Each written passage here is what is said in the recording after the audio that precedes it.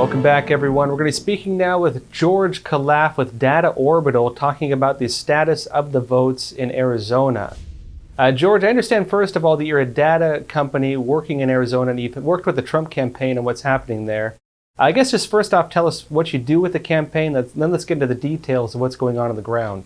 And actually, we don't have an official role with the campaign. We are an Arizona-based firm. We obviously know folks in the Trump campaign very well. My background was a staffer at the Republican Party, but they are not a client of ours. The assessment that we have made has been completely kind of detached from what they're seeing as well.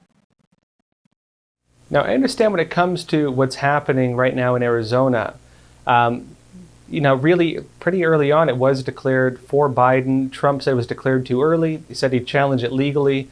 It did look like Biden had more numbers, but as we're seeing now, there's a lot of questions around the nature of these numbers.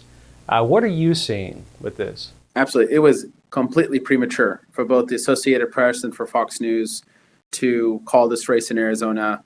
Right before I was hopping on here, we're about to release an updated numbers as a big reason why that is the case. People are making a mistake with the equating the ballots that are left that came in early and equating them to the early ballots that were sent back in the mail. Unlike in other states, it's actually the inverse in Arizona. Democrats dominated early ballots that were mailed back earlier in the cycle, and Republicans absolutely dominated ballots that arrived between that last Friday and Election Day, like how they dominated Election Day itself, and we expect them to dominate early ballots that got dropped off. So this is the biggest differential that folks need to see that the Associated Press and Fox News and their analysts missed. Democrats had a 1% advantage for the results that were counted for President Trump early on in the night, essentially when Fox News announced it.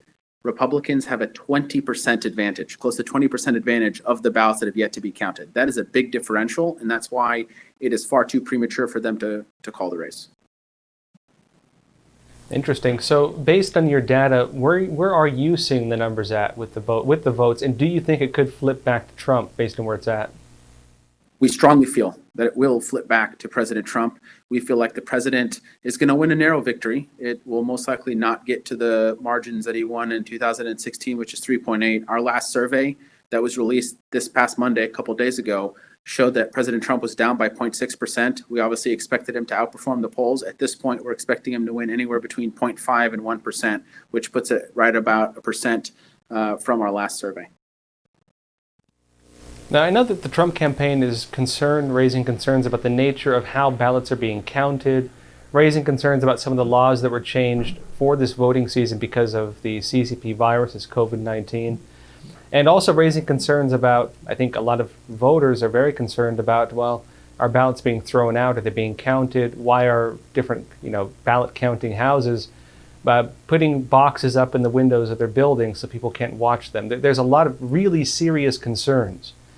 Now, given what's taking place in different parts of the country where that's being called into question, what makes Arizona stand out in terms of believing the ballots being counted are going to maybe have more integrity? What's your take on this? Yeah, so I feel pretty strongly that between the president's campaign and just our folks on the ground here, we have a very robust election day operation, a very robust legal team that is watching everything that's happening. The big thing in Arizona right now is what folks are calling Sharpie Gate. So there were Sharpie markers that were passed out at the polls. It had been long understood, for people like myself included, that the county recorder and that the ballots did not accept Sharpies, because if you filled it out with a Sharpie, it would bleed through to the other side and could cancel out your vote. Folks are surprised to see Sharpies handed out. There's a lot of confusion about what the Sharpies means and did votes get canceled because of that reason. That right now is, from what I can tell from my sources on the ground, that's the big thing that folks are contending with here relative to ballot integrity, and primarily in Maricopa County here, which obviously is 61% of the vote. Now, you mentioned this is mainly in Maricopa County. Can we prove this happened? Do we know for a fact this happened? What information do we have currently on this?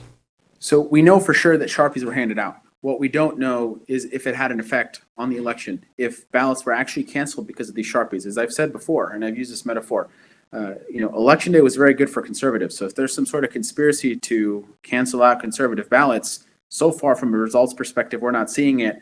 It's going to take a bit of time for the lawyers to really understand and tease out, did it have an effect? Again, the race is going to be really close. So even if it affected 100 or 200, it could make the difference. I think it's still a little too early to tell exactly how this is going to play out. I see. So this is more based on the belief that, or based on the data, that conservatives tended to vote on election day. A lot of the early voting was Democrat, and so if they do something on election day, presumably that would affect more conservative votes. Is that the accurate analysis on this? I would believe so. Yes, that's correct. I see.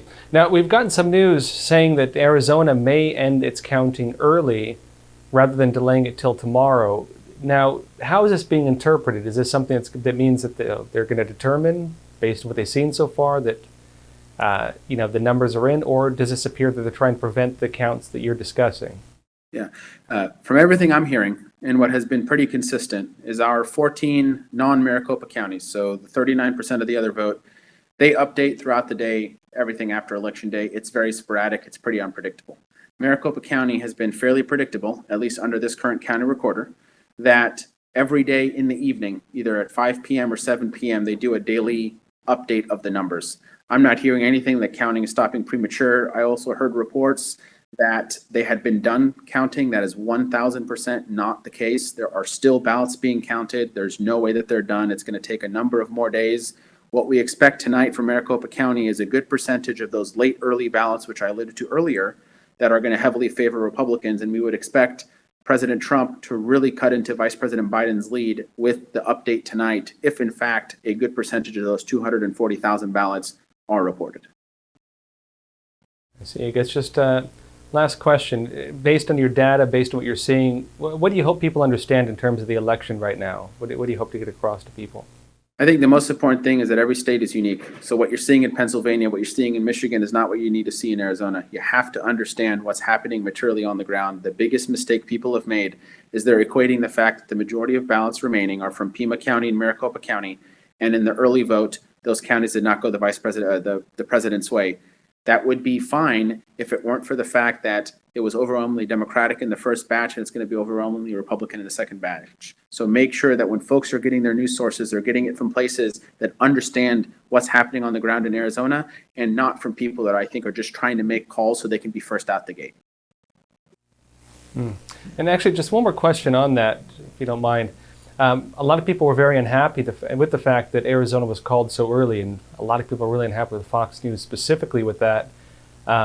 And allegedly, the individual at Fox News is a registered Democrat, previously had donated to some of the campaigns. And so there's a lot of concerns around that. People think it was politically motivated. We can't make those accusations. But in terms of them calling it early, do you believe this actually had an impact on the overall election? I don't think it had well, it definitely didn't have it in Arizona, obviously. I think most of the polls had closed nationwide by then. I think this is the case. Whether or not they meant it maliciously or not, that's for others to decide. I can't make that judgment. What I can tell you is I watched when that analyst came on Fox News and was explaining his reasoning, and what he said was false. He said that there were a lot less ballots than there actually were. That is 100% inaccurate. And the biggest thing that he said was false is he claimed, and this percentage was very specific from him, that President Trump would not win more than 44% of the remaining ballots, when folks on the ground knew that that would mean he would have to be losing Republicans in a big way. And we know that that's not the case. He has won 63% of the ballots. So whatever they meant by it, I'm not sure, but I'll tell you the analysis for what happened and what was happening on the ground in Arizona was unequivocally false from that analyst. I appreciate it. Thanks for being on Crossroads. Thank you.